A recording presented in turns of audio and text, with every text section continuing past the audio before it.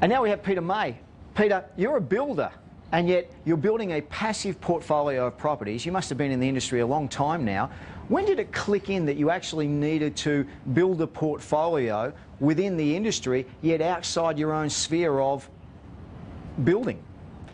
Well, John, I realised that I needed to separate building my business and from building my personal wealth. And it's not always a good idea to use core business assets to try and build your personal wealth. And I like the custodian system. It saves me a lot of time, it saves me a lot of hassle. And I suppose one thing I've learnt through running a business is that you need to leverage off others' expertise, and Custodian have the expertise and the system in place, and so I'm simply using that as leverage to build my own portfolio of properties. And I believe you've had some recent success with one of your Perth properties. Can you tell us a little bit about that? Yes, well, I bought in the Mirror estate, and I think I paid about $255,000 for that, and that was probably almost 2 years ago now, and it took a while to build, and but I've just recently had it revalued at I think it was $425,000. Now, often you get what's called an analytical client, but you never get more of an analytical client than the next one I'm going to introduce you to, Andrew Pointing. I think he dotted every I and crossed every T you can possibly imagine in working out his property portfolio, but he now has 6 properties. He's done really, really well, still asks a million questions, but is focused on the goal. Andrew, what do you think when you first started your wealth building portfolio?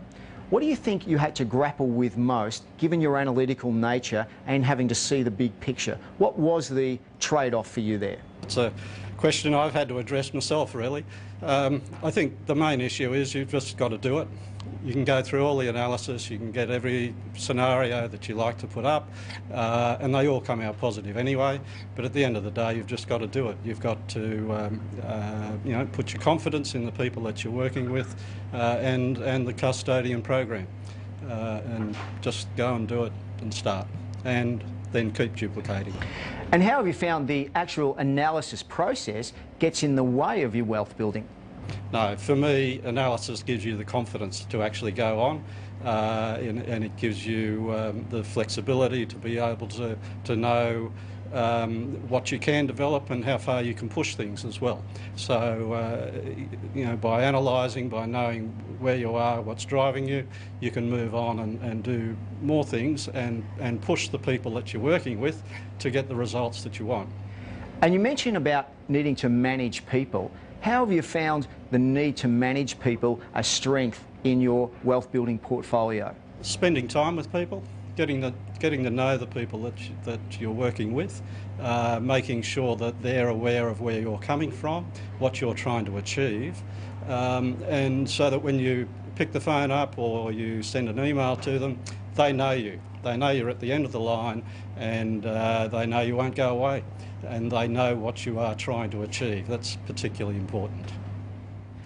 I've got Steve and Key here, who are from Melbourne. They started off, I remember you starting off nearly 6-7 years ago with a goal of 20 properties. You now have 12 properties, so you're over halfway there. How important has goals been in establishing your portfolio and keeping you focused on your path, do you think, Steve? Well, John, goal setting is so important. I've come to realise over the years that without setting goals, you really can't move forward to anything, big in life. And I've been setting goals for a number of years. Both Key and I set a really big goal of 20 properties over 12 years, and look, we're halfway now. And that's only happened because we've set a big goal.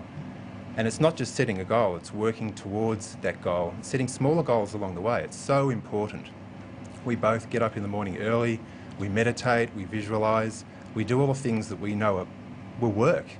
And I think we're seeing the fruits of our labour now, and look, we absolutely know that we're going to achieve our goal in that 12-year period. We'll have 20 properties. In fact, we might even have more. And Key, working alongside Steve, working through the process, what are the 3 tips that you'd give to somebody starting out on their property portfolio? It's very important to know what you are doing, and I would recommend that you read the 7 Steps to Wealth by John Fitzgerald, because there's a lot of information there that you need to know when you are actually buying a property, especially for investment. Secondly, you need to manage your own thoughts. It's very important because many times I have thought to myself that I can't do it, I won't be able to do it, or I'm not good enough. But being able to get over that and say, you know, I've got a structure and I know it works and I believe in it, and go for it. And thirdly, manage your finance. Cash flow is very important to allow you to go forward. I've got a little saying that I picked up lately, and what it says is that for those who can and those who cannot are separate by the size of their thought.